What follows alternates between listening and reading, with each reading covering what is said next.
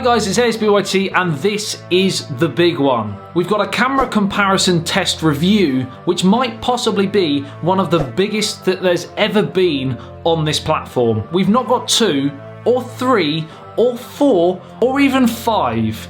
We have 6 smartphone cameras that we're going to be testing in this video. We have the brand new Huawei P30 Pro, we have the Samsung Galaxy S10 Plus, we have the iPhone XS Max, the Google Pixel 3 XL, the Xiaomi Mi 9 and the OnePlus 6T. We've got standard shots, we've got portraits, we've got selfies, we've got low light, we've got video, we've got audio, we have got the lot. So without further ado, let's get straight to it.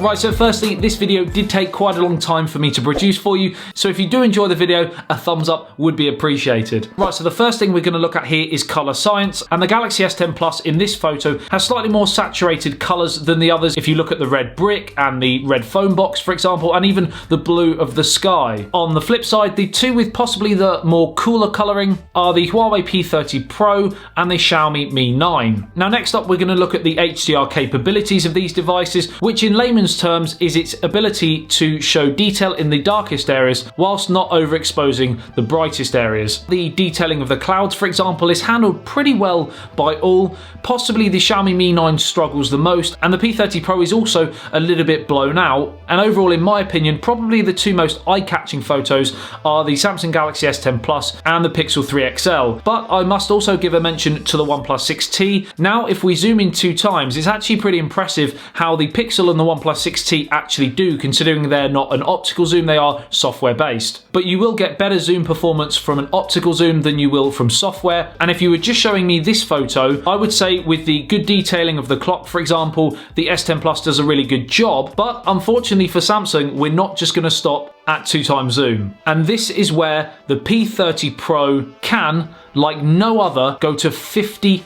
times zoom. It uses 5 times optical zoom with AI digital zoom, and its results are pretty scary. I'm not sure what I'm more scared about, its zooming ability or what someone might be using this for. I think I'm going to be closing my curtains at night for sure. And if you weren't convinced by the Huawei P30 Pro zoom ability, take a look at this photo here. It just looks like a standard scenery shot, footpath, bushes, trees, and that's pretty much it. Well, if we zoom in 50 times and go off to the top right hand corner, remarkably, this building comes out of the sky like the luck dragon in the Never-Ending Story. Not sure about that analogy, but we're going to go with it. Now we're going to jump onto our first portrait shot, and the first thing you're going to notice is the degree of background blur. Now on some, like the Pixel 3 XL and the iPhone XS Max, for example, you can alter the blur after the event, but we're going to take these photos as standard, and the bokeh effect on the Pixel has by far the biggest contrast between what's in focus and not, with the Huawei P30 Pro probably the least. And this is partially due to the software blur on the Pixel compared to the actual depth lens on the Huawei P30 Pro. So although in my opinion the Pixel 3 XL produces a more striking photo,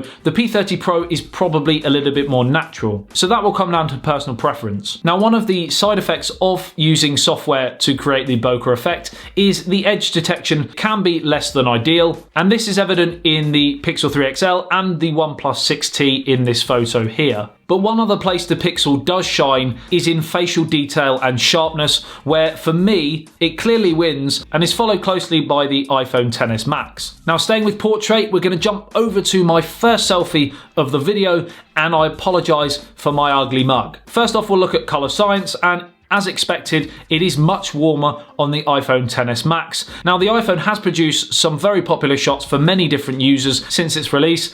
I personally, however, find it is far too warm. My face will always come out looking like a tomato, and the real lack of customization and clunkiness of the camera app on the iPhone makes it less than ideal. Also, in this photo, the iPhone hasn't done a great job in depicting what's meant to be in focus and what's not, so my face is pretty much in focus, but the jacket, for example, is well out of focus, whereas the other 5 have done a much better job. On the opposite end of the spectrum, the Mi 9 is probably the coolest in colour, all the way to the point where the t-shirt is actually a different colour to the other 5, and I think they've gone a little bit too far the other way. In terms of sharpness of the face and text, etc., again the Pixel takes it, followed in this occasion closely by the S10 Plus. Now we're going to jump onto another selfie, and this was a difficult one because it was shot facing up into the sky with the sun just up and over my head, and apart from the obvious, that horrendously bad face, the detail of the Pixel is insane. Edge detection is probably best on the Huawei P30 Pro, but the ability to not overexpose and blow out the sky probably works best on the iPhone and the Pixel. Now we go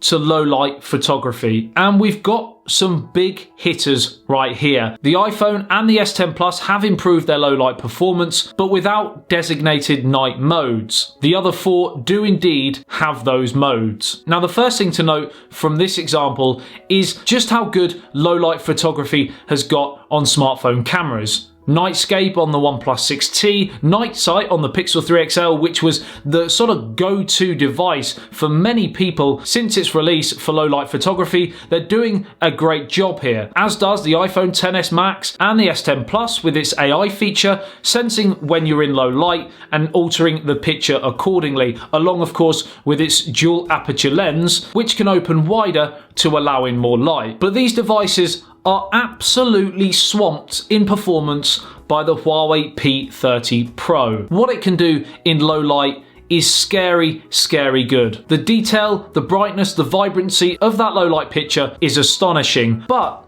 I expected that from the P30 Pro. The one that really surprised me was the Xiaomi Mi 9, which almost takes the P30 Pro all the way, and for a fraction of the cost. Similar ideas apply here. The iPhone probably comes off the worst. Again, the P30 Pro is ridiculously good, and the Mi 9, and in this occasion, actually the OnePlus 6T, doing better than expected. Now, as good as the rear cameras are on pretty much most of these devices for nighttime photography, sadly, the same could not be said for the front cameras. The Pixel looks probably the best out of a really bad bunch, with all of them lacking in detail and looking very blurry and just not great photos at all. Now you may see an odd one out here, and that is the P30 Pro on the left, where I was only able to capture a photo using the flash. So in this case it's not an ideal comparison, but if you are interested in that P30 Pro selfie low light performance, hit me up on my social medias, Twitter and Instagram, and I will send you an example. We've got one more night shot before we move on, and once again the Huawei P30 Pro absolutely kills it, especially looking at the brick detailing. But again, surprisingly, when we zoom in, look how well the Xiaomi Mi 9 actually does here. The P30 Pro and the iPhone are probably the next best, but the Mi 9 absolutely takes the win here. Now we're going to jump onto some video, starting with the front-facing camera. Right, so this is the Google Pixel 3 XL filming in 1080p. It's pretty windy, so let me know what you think of the audio and also the stabilization and picture quality. Now this is the Huawei P30 Pro, and again the max resolution is 1080p. So audio, stabilization and picture quality, let me know what you think. So now we're on the Samsung Galaxy S10 Plus, and Samsung killing the game on the video front with Ultra HD resolution. But what is the audio like and what is the stabilization like? Let me know. OnePlus 6T, 1080p maximum resolution. Again, stabilization, audio and picture quality, let me know. Now we're on the Xiaomi Mi 9. Again, max resolution 1080p, so audio and stabilization picture quality is what we're really looking at.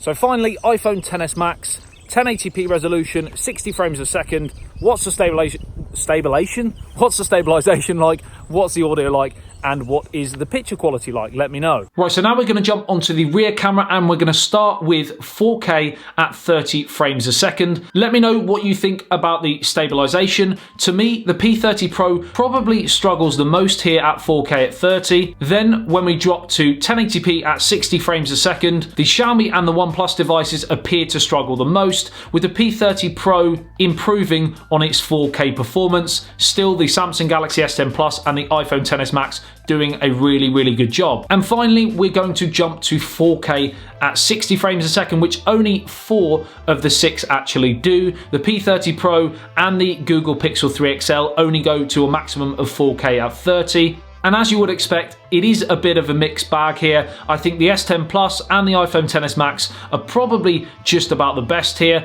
but none of them are great for stabilization. Now this next shot, all 6 photos look fairly similar, apart from the slightly more saturated colors of the sky for the iPhone and the Pixel. And even when we crop in, it still looks fairly similar, maybe the Pixel faring slightly worse than the other 5. But this is where the Xiaomi Mi 9 really comes into its own with the use of its 48 megapixel lens. It can produce a higher resolution shot, creating a sharper and more detailed image. And to showcase this, here is a regular photo taken on the Mi 9, and we can crop that image in to see how detailed it is. And then we switch to the 48 megapixel lens and again crop in and look at the added detail in the shot. Just for reference, I'll put them side by side so you can see exactly how much clearer and more defined the image is using that 48 megapixel lens. Now we're going to briefly test the wide angle lenses, those of course that have them. Now we're going to start with the standard shot and then go to the wide angle version. And firstly, in these regular shots, it again goes to show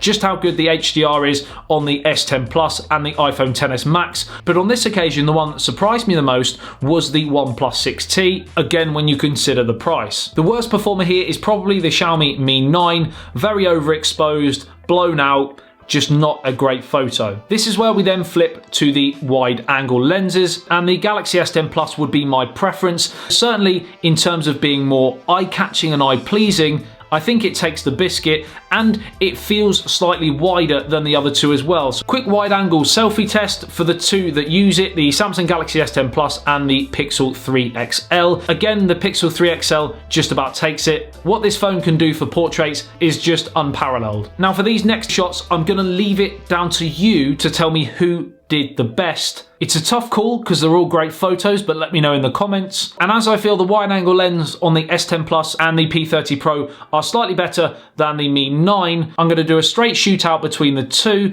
and I want you to tell me in the comments which device has taken the better photo here. Now one thing I've not been able to share with you, but something I think is very important when you're looking at a smartphone camera, and that is the point and shoot nature of it. And this is going to be especially important for those with animals or children that are on the move and you want to take nice portrait photos of them, for example. And that's not to say portrait shots on the other devices isn't good. I'm just saying if you've got a moving target, the Pixel 3 XL is still incredible. And it's one of the main reasons I struggle to not use that as my daily driver, even though I know the device has quite a few shortcomings. Now one thing I didn't capture in terms of video was slow-mo, but if you are interested in that, let me know in the comment section below and I will try and do a separate video on that. So all in all, and I want you to join in the comment section below, it comes down to what's important to you on your smartphone camera. Are you desperate for incredible low light performance? If you are, then look no further than the Huawei P30 Pro with a surprising package of the Xiaomi Mi 9. If you want good HDR,